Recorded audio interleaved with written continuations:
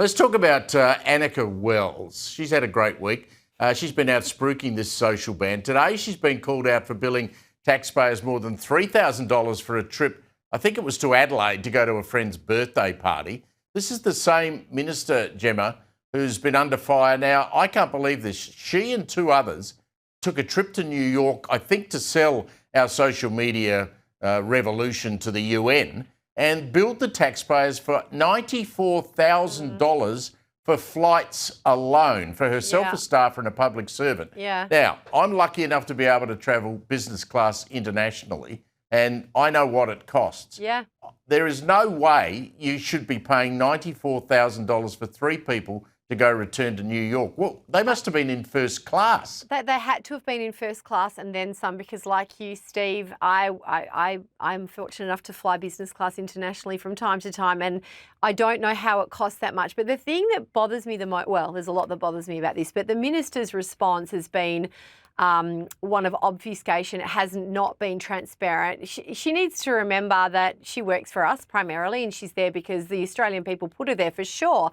But what I feel like there are elements of this government that doesn't really understand there is a conga line of manure sandwiches in an economic sense going around and around that are there's only one place for them to land, and that is the current federal government, the current federal treasurer and the Prime Minister. And when you have ministers so completely disconnected from the day-to-day financial challenges that everyday Australians are having and refusing to answer the question, please, Minister, explain, how did you spend $100,000 on three people going to New York? How did you spend it? Well, Ruben Spargo, our reporter in Canberra, he tried to get an answer. Here's what the minister said. How do you justify spending this amount of taxpayers' dollars? Well, the reason you know all those things is because we're transparent about them. You don't think that was expensive for airfares? Over $94,000? I've answered your question. Well, Joe, I mean, this is ridiculous, Joe. I mean, this is where, if anything's going to trip this crowd up, it's going to be hubris like that. That was Anthony wild. Albanese should drag her into his office and say, listen, we're not doing this anymore. You get out there and apologise. I mean, that is someone so out of touch with the real world, it's not funny. Yeah, look, it's obviously been a pretty awful week for Anika Wells. The first rule is if you are going to be spending taxpayer money, you have to imagine it as your own and think, would I think that this was a reasonable thing if I was paying for it? So that's the first test that needs to go through your head. The second test that needs to go through your head is everybody is going to know this. Sooner or later, every single travel route or every single expenses claim or every single, upgrade to business class or whatever it may be, it is as regular as clockwork. You can set your watch to it.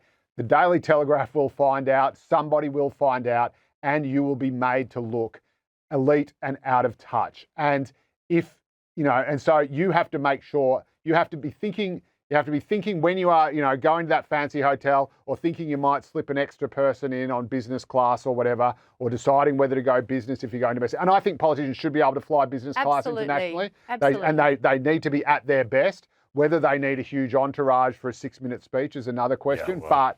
But you just need to think, there's a human temptation to think, oh, I can get this little bit extra, I can get this thing.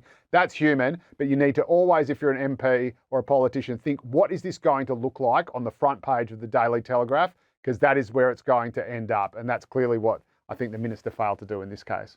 Gemma, I did some research for this panel today. I dragged myself out to the Royal Melbourne Golf Course to watch Rory McIlroy playing in the Australian Open. I tried my hardest, both of you, seriously, to find Daniel Andrews, who brought this great tournament to Victoria. He's a member at Kingston Heath just down the road.